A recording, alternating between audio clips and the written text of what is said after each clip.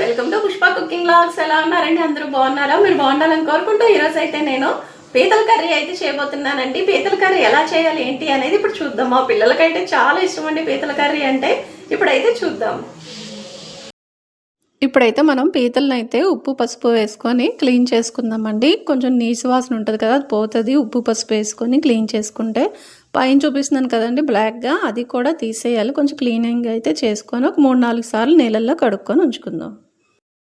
ఇప్పుడైతే నేను నీట్గా అయితే కడిగేసి ఉంచుకున్నానండి. చూడండి, నీట్గా అయితే అయిపోయి ఇప్పుడైతే వీటిని పక్కన పెట్టేసి ఇప్పుడు వీటికి ఏమేమి కావాలో చూపిస్తాను మీకు. ముందుగా అయితే నేను మిక్సీ చేసి పెట్టుకున్న టమాటా ప్యూరీ, కొబ్బరి ముద్ద, అల్లం వెల్లుల్లి పేస్ట్, ఉల్లిపాయ ముద్ద, ఇవన్నీ ఇప్పుడు పీతల్లోకి మసాలాలండి, ఇవన్నీ వేసుకుంటాము.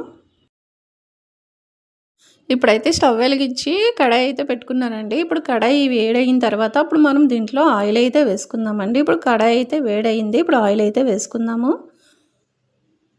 ఇప్పుడు ఆయిల్ అయితే మనం పీతలు కదండి, కొంచెం ఆయిల్ ఎక్కువ వేసుకుందాము. ఎందుకంటే పీతలు కదా, కొంచెం బాగుంటుంది ఆయిల్ వేస్తే.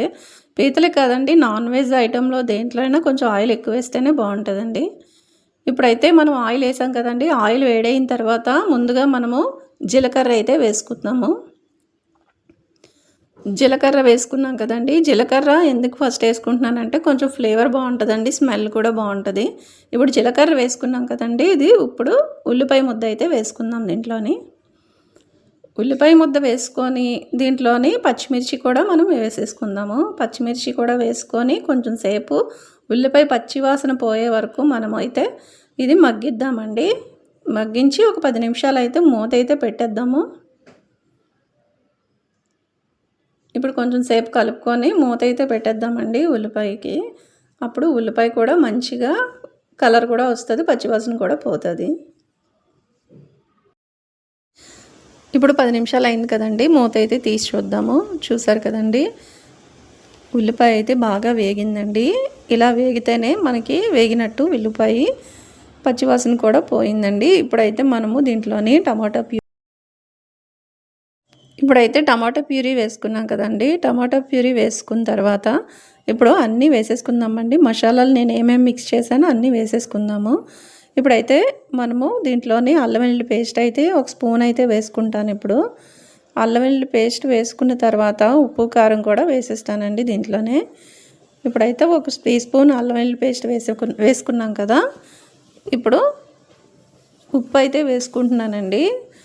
ఇప్పుడు మనకి ఉప్పు తక్కువే వేసుకోవాలండి. మళ్ళీ కర్రీ ఉడికిన తర్వాత చూసుకొని వేసుకోవాలి, ఒకేసారి వేసుకోకూడదు. ఇప్పుడైతే 2 స్పూన్లు కారం కూడా వేసుకుంటున్నాను. మీరు స్పైసీగా తినే వాళ్ళైతే కొంచెం ఎక్కువ వేసుకోవచ్చు. నేనైతే 2 స్పూన్లు అయితే వేసుకుంటున్నానండి. ఇప్పుడు 2 స్పూన్లు కారం వేసుకున్నాను కదా, ఇప్పుడు దీంట్లోనే మనము గరం మసాలా అయితే కూడా వేసేసుకుందాం. ఇప్పుడు గరం మసాలా ఒక స్పూన్ అయితే వేసుకుంటున్నాను. గరం మసాలా ఒక స్పూన్ వేసుకున్నాను కదండి. ఇప్పుడు కొబ్బరి ముద్ద కూడా వేసేసుకుందాం. కొబ్బరి ముద్ద అన్ని మసాలాలు అయితే ఇప్పుడు వేసేసుకున్నాం కదండి. ఇప్పుడు అన్ని మసాలాలు అయితే వేసుకున్నాం కదండి. కొంచెం సేపు కలిపిన తర్వాత ఇప్పుడు పీతలు అయితే వేసుకుందామండి. పీతలు కూడా మసాలాలన్నీ పట్టాలి కదండి. పీతలు వేసిన తర్వాత మసాలాలన్నీ పట్టే వరకు ఒక 10 నిమిషాలు అయితే మనం సిమ్లో పెట్టుకోవాలండి. స్టవ్ సిమ్లో పెట్టుకొని ఉంచుకొని మసాలాలన్నీ పట్టే వరకు పీతలను అయితే ఉంచుకుందాము. ఇప్పుడైతే పీతలన్నీ వేసేసాం కదండి, కింద పైకి ఒకసారి కలుపుదామండి. మసాలాలన్నీ పట్టే వరకు కలిపేసుకొని ఇప్పుడు కలిపేసుకొని మూత అయితే పెట్టేద్దామండి. ఒక 10 నిమిషాలు మూత పెట్టేస్తే అవి మసాలాలన్నీ ఇంకా బాగా పట్టుకొని జ్యూసీగా భలే వస్తాయండి. ఇప్పుడు 10 నిమిషాలు అయింది కదండి, ఇప్పుడు మూత తీసి చూద్దాము. వావ్, మంచి స్మెల్ వస్తుందండి మూత తీయగానే. ఇప్పుడైతే మనము దీంట్లోని ఇంకా వాటర్ అయితే వేసేద్దామండి. పీతలు ములిగే వరకు వాటర్ అయితే వేద్దామండి. అంటే మళ్ళీ పీతలు ఉడకాలి కదండి, ఉడికిన తర్వాత మంచి జ్యూసీగా రావాలంటే కొంచెం వాటర్ వేసుకోవాలి. వాటర్ వేసుకున్న తర్వాత మనము కొంచెం కలిపేసి, నేను ఎలాంటి మసాలాలు అయితే యాడ్ చేయలేదండి దీంట్లోని, ఓన్లీ గరం మసాలా ఇంకా ఈ మీకు చూపించిన మసాలాలు మాత్రం వేసాను. మీరు కావాలంటే ధనియాల పొడి, జీలకర్ర పొడి అయితే వేసుకోవచ్చు. నేనైతే అలాంటివి ఏమీ వేయలేదు. ఇప్పుడైతే మూత అయితే పెట్టేసుకుందాం. ఇప్పుడైతే మూత అయితే తీసి చూద్దామండి. ఇలా ఉడుకుతుంది కదా, ఇప్పుడు కొత్తిమీర అయితే వేసేసుకుందాం. లాస్ట్లో కొత్తిమీర వేసుకుంటే బాగుంటుందండి. ఇప్పుడు కొత్తిమీర వేసేసుకొని మళ్ళీ మూత అయితే పెట్టేద్దాము. అప్పుడు గ్రేవీలా అయిపోద్ది. ఇప్పుడు మూత తీసి అయితే చూద్దామండి. చూసారు కదండి, ఆయిల్ అంతా బయటకు వచ్చింది.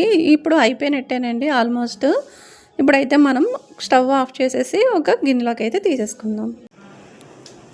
ఓకే అండి, వేడి వేడి పీతల కర్రీ అయితే రెడీ అయిపోయింది. చూడండి ఒకసారి దగ్గరగా చూపించు. వేడి వేడి పీతల కర్రీ అయితే రెడీ అయిపోయిందండి. ఇప్పుడైతే టేస్ట్ ఎలా ఉందో ఇప్పుడైతే చూసి చెప్తాను మీకు. చూస్తుంటే నోరు ఊరిపోతుందండి. భలే ఉన్నాయి పీతలు అయితే, చూసారా?